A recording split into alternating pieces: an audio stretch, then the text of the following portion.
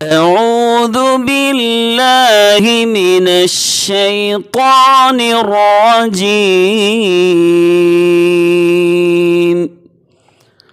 بسم الله الرحمن الرحيم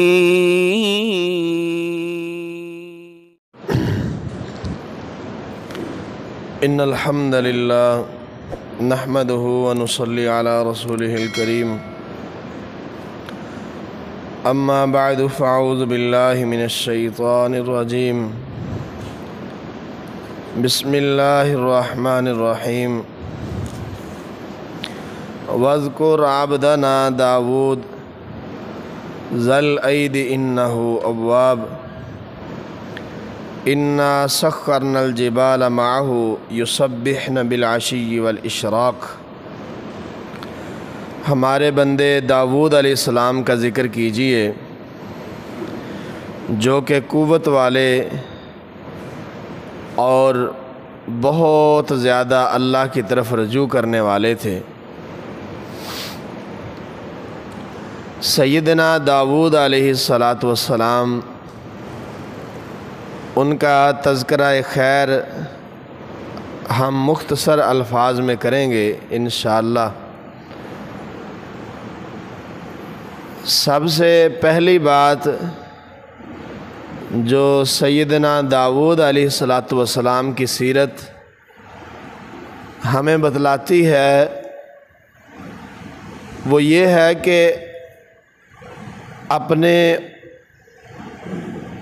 عمر کے اس حصے کو کبھی نہیں بھولنا چاہیے یا اس وقت کو کبھی فراموش نہیں کرنا چاہیے جب آپ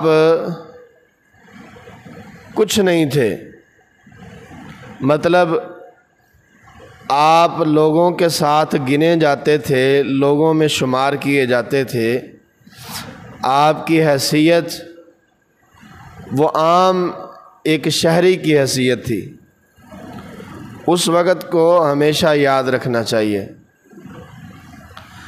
سیدنا داود علیہ السلام طالوت کے اس لشکر کے اندر شامل تھے جنہوں نے اللہ کی راہ میں جہاد کیا، اور جالوت وقت کا بہت بڑا متکبر بادشاہ تھا۔ سیدنا داود علیہ السلام نے اسے قتل کیا۔ وَقَتَلَ داود جالوت وَآتَاهُ اللَّهُ الْمُلْكَ وَالْحِكْمَةَ وَعَلَّمَهُ مِمَّا يَشَاءُ۔ تو سیدنا داود علیہ السلام نے جب اس کو قتل کیا تو اللہ رب العالمین فرماتے ہیں میں نے داود کو نوازا، بادشاہت بھی دی، حکمت بھی دی، دانائی بھی دی، قوت خطاب بھی دی، قوت فیصلہ سے بھی نوازا۔ تو جیسے جیسے میرے انعامات سیدنا داود علیہ السلام پر بڑھتے گئے، داود علیہ السلام اتنے ہی زیادہ اللہ کے تابع دار ہوتے گئے۔ دو بندے اللہ کی ذات کو انتہائی ناپسند ہیں، دو بندے،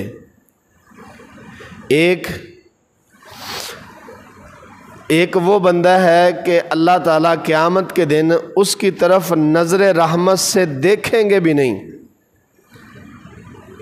نظر رحمت سے اللہ کی ذات اس کی طرف دیکھیں گے بھی نہیں۔ وہ بندہ ہے جو غریب بھی ہے اور متکبر بھی ہے، یعنی وہ کو ہے بھی کچھ نہیں تے آکڑ بھی چوڑے والی، یعنی چوڑے کی آکڑ مشہور ہے نا ہمارے ہاں۔ تو ایسا بندہ اللہ کو انتہائی ناپسند ہے، انتہا درجے کا، یعنی جس کے پاس ہے ہی کچھ نہیں اس کا اکڑنا، اس کا تکبر کرنا۔ اور دوسرا بندہ جس کو اللہ نے بہت زیادہ نوازا ہے اور اللہ کی نوازشات پہ وہ اللہ کے سامنے عاجز ہونے کی بجائے تکبر کرتا ہے۔ اس کی مثال قارون کی ہے، فرعون کی ہے، دیگر بہت ساری مثالیں اللہ نے بیان فرمائی ہیں۔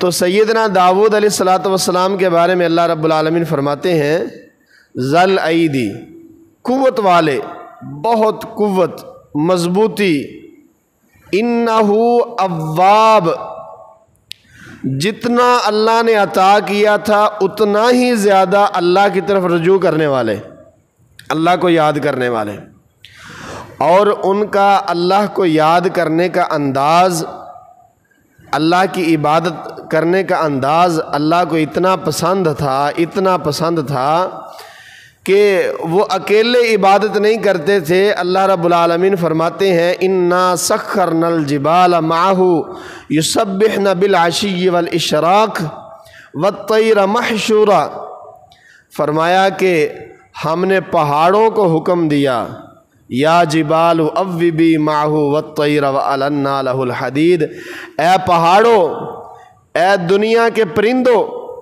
جب داؤد میری عبادت کرے تو تم بھی داؤد علیہ السلام کے ساتھ مل کے میری عبادت کیا کرو۔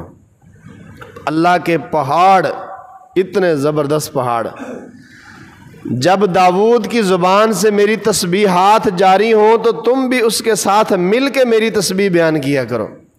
پرندے بھی داؤد علیہ السلام کے ساتھ مل کے اللہ کی تسبیحات پڑھتے، پہاڑ داؤد علیہ السلام کے ساتھ مل کر اللہ کی تسبیحات بیان کرتے۔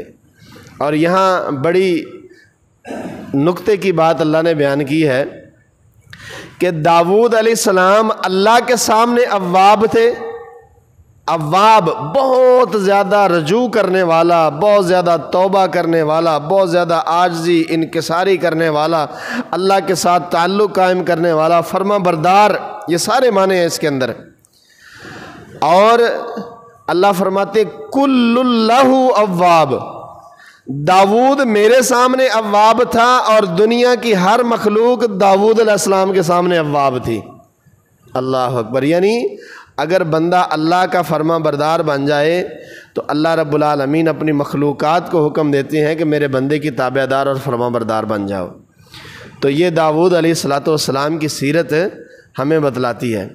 اور پھر داؤد علیہ السلام کا روزہ صوم داؤدی اللہ کو سب سے پسندیدہ روزہ، ایک دن روزہ رکھتے تھے، ایک دن افطار کرتے تھے، صبح و شام یسبحن بالعشی والاشراق، صبح و شام اللہ کی عبادت کرتے تھے، زبور کی تلاوت کرتے، اللہ کی عبادت کرتے، تسبیحات بیان کرتے۔ تسبح له السماوات السبع والارض ومن فیہن، اللہ فرماتے ہیں کہ زمین و آسمان اور زمین و آسمان کے اندر بسنے والی ہر چیز، ہر مخلوق نہیں، ہر چیز، چاہے اس کے اندر روح ہے یا نہیں ہے، چاہے اس کے اندر روح ہے یا نہیں ہے، ہر چیز اللہ کی تسبیح بیان کرتی ہے۔ وَلَٰكِن لَّا تَفْقَهُونَ تَسْبِيحَهُمْ، تم اللہ کی مخلوقات کی تسبیحات کو سمجھ نہیں سکتے کہ وہ اللہ کی کیسے تسبیح بیان کرتے ہیں۔ اور قرآن مجید میں اللہ رب العالمین نے فرمایا کہ یہ مت سمجھو کہ یہ درختوں کے سائے جو ہیں وہ ادھر کو ڈھلتے ہیں، یہ درختوں کے سایوں کا ڈھلنا نہیں ہے، یہ اللہ کے سامنے ان کا سجدہ کرنا ہے۔ یہ تم سمجھتے ہو کہ درختوں کے سائے کبھی ادھر ہو جاتے ہیں، کبھی ادھر ہو جاتے ہیں، سورج ادھر ہوتا ہے تو ادھر ہو جاتے ہیں، ادھر ہوتا ہے تو ادھر ہو جاتے ہیں۔ فرمایا یہ اللہ کے سامنے ان کا سجدہ کرنا ہے۔ ہر چیز اللہ کی تسبیح بیان کرتی ہے، لیکن سب سے زیادہ خوشی، اللہ کو فرحت محسوس ہوتی ہے جب انسان اللہ کی تسبیح بیان کرتا ہے، جب انسان اللہ رب العالمین کی تسبیحات پڑھتا ہے۔ اور پھر وہ بندہ اللہ کی تسبیحات پڑھے جس کو اللہ رب العالمین نے قوت سے نوازا ہے، جس کو طاقت سے نوازا ہے، جس کو دولت سے نوازا ہے، جس کو علم سے نوازا ہے، جس کو حکمت سے نوازا ہے، جس کو دانائی سے نوازا ہے، جس کو میرے رب نے عطائیں جس پر کی ہیں، وہ اللہ کی تسبیح بیان کرے، اللہ کو بڑا پسند ہے۔ اور سیدنا داؤد علیہ السلام کا اللہ نے قرآن مجید میں کئی مقامات پر تذکرہ کیا ہے، اور یہی تذکرہ کیا ہے کہ میرے داؤد کا تذکرہ کیجئے، میرے داؤد کا تذکرہ کیجئے، میرے داؤد کا تذکرہ کیجئے، میرے داؤد۔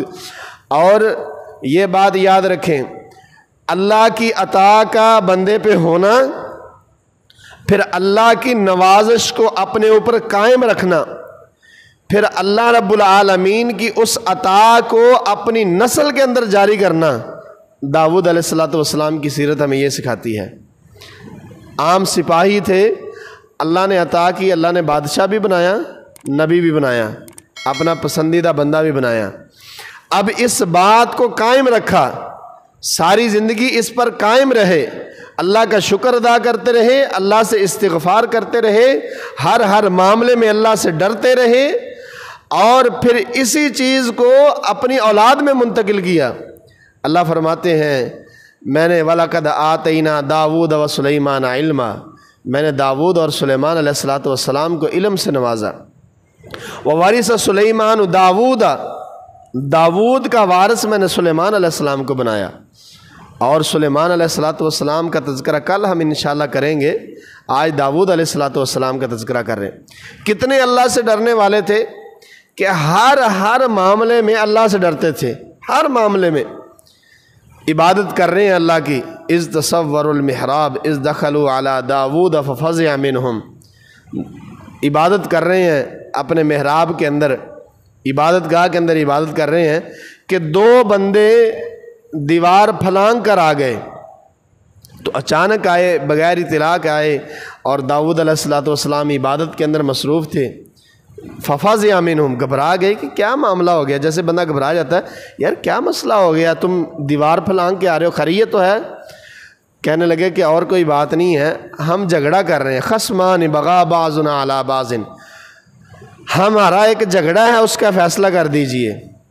جھگڑا کیا ہے کہ ان ھذا اخی لہو 99 ناجہ ولی ناجۃ واحدہ، کہ یہ میرا بھائی ہے، اس کے پاس 99 دمبیاں ہیں، 99 دمبیاں ہیں، 99 دمبیاں ہیں، ولی ناجۃ واحدہ، میرے پاس ایک دمبی ہے۔ فقال اکفلنیھا وعزنی فی الخطاب، اس نے بات چیت میں مجھے دبا لیا ہے۔ بات چیت کیا ہے؟ وہ کہندا بھی تو ایک لے کے تریا پھردا ساری دیہڑی، ایک دمبی دے مگر ہی تریا پھردا، وہ ایک مجھے دے دے، میری 100 پوری ہو جائے، اور تو کو ساتھ کو کام کر، چلو تیرا دونوں طرف سے سڑکٹ چل جائے گا، یہ مجھے یہ کہتا ہے۔ اور میری جو ایک ہے وہ اس کے لیے ایک ہے، لیکن میرے لیے وہ ساری کائنات ہے، میری وہ کل کمائی یہی ہے، میں اپنی کمائی کیسے اس کے حوالے کر دوں، میں اس کو کیوں دے دوں؟ تو یہ اللہ رب العالمین نے ان کے سامنے فیصلہ رکھا۔ تو اب یہ فیصلہ جو ہے، یہاں پہ بنی اسرائیلی روایات بہت زیادہ ہیں، اور بنی اسرائیلی روایات یہودی بنی اسرائیل ہے نا، تو یہودیوں نے انبیاء کے کریکٹر کے اوپر بہت کچھ اچھالا ہے۔ اللہ کے نبیوں کو بھی یہودیوں نے معاف نہیں کیا۔ یہاں پر بھی سیدنا داؤد علیہ الصلوۃ والسلام کے بارے میں معاذ اللہ ایسی نازیبہ اور ایسی باتیں انہوں نے یہودیوں نے کی ہیں کہ ہم ان کو زبان پر لانا بھی انبیاء کی توہین سمجھتے ہیں، کہ نبیوں کے بارے میں ایسا سوچنا بھی نہیں چاہیے۔ یہ ایک فیصلہ تھا اللہ رب العالمین نے سیدنا داؤد علیہ الصلوۃ والسلام کے سپرد کیا۔ انہوں نے فیصلہ کر دیا، انہوں نے فرمایا وَإِنَّ كَثِيرًا مِّنَ الْخُلَطَاءِ لَيَبْغِي بَعْضُهُمْ عَلَى بَعْضٍ، شراکت میں ایسا ہی ہوتا ہے، فرمایا کہ شراکت داری میں ایسا ہی ہوتا ہے، حصہ داری میں ایسا ہی ہوتا ہے۔ کتنے ایسے ہیں، ہمارے ہاں بھی ایسا ہوتا ہے کہ شراکت داری کے ساتھ لوگ کاروبار کرتے ہیں، بعد میں جو ہے وہ ایک دوسرے پر کیس ہو جاتے ہیں، ایک دوسرے سے ناراض ہو جاتے ہیں۔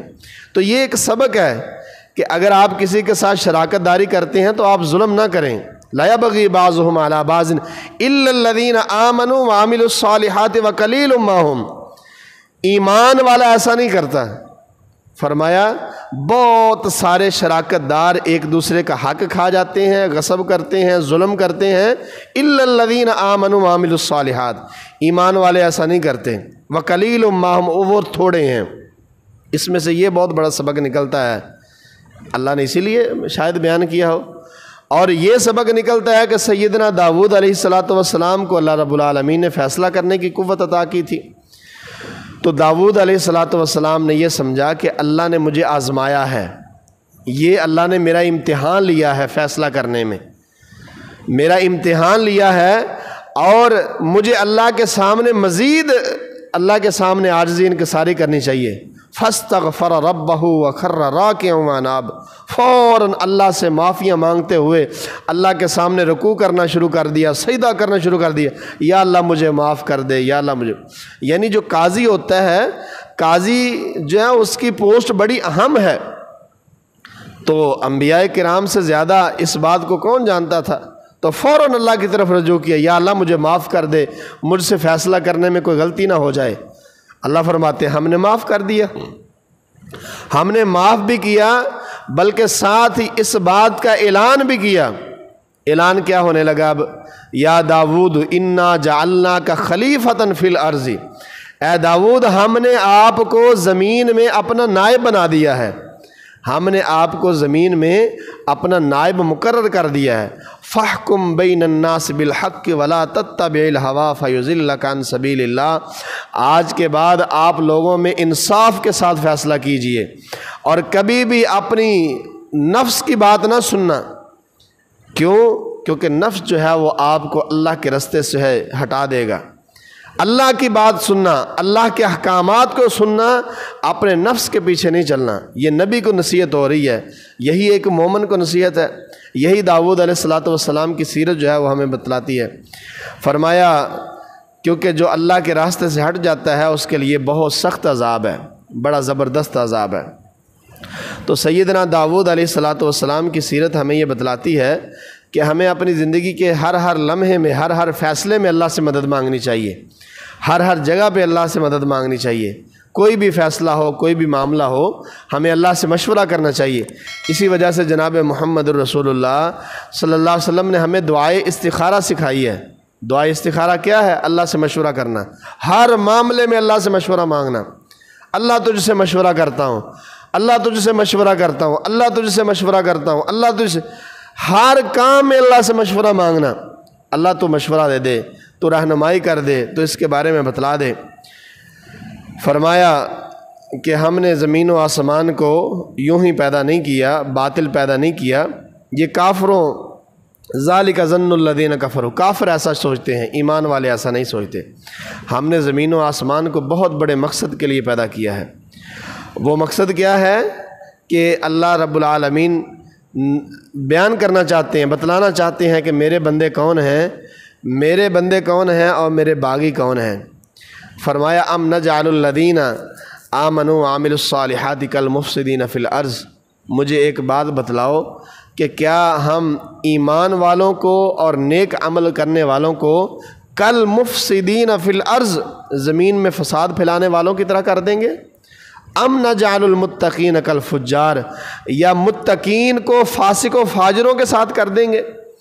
یعنی یہاں پہ یہ بیان کرنے کا مقصد یہ ہے کہ داؤد علیہ السلام کا واقعہ ہے، آگے سلیمان علیہ السلام کا واقعہ ہے، درمیان میں یہ آیت ہے کہ ایسا کافر سوچ سکتا ہے کہ قیامت کے دن اللہ تعالیٰ سب کو برابر کر دے گا، سب کے ساتھ یکساں سلوک ہوگا۔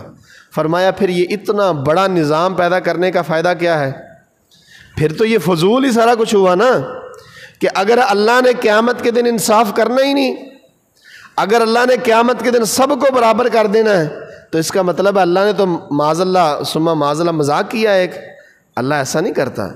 فرمایا یہ نظام ہم نے کسی مقصد کے تحت پیدا کیا ہے، اور وہ مقصد کیا ہے کہ اللہ کے خاص بندے اطاعت گزار فرما بردار بھی سامنے آ جائیں، اللہ کے باغی حدود کو پامال کرنے والے، اللہ سے بغاوت کرنے والے وہ بھی علیحدہ ہو جائیں، اور دونوں کا انجام علیحدہ علیحدہ ہے۔ جو اچھے ہیں ان کا انجام اچھوں کے ساتھ ہے، جو برے ہیں ان کا انجام بروں کے ساتھ ہے۔ اللہ رب العالمین ہمیں اچھوں کے ساتھ چلنے کی توفیق عطا فرمائے۔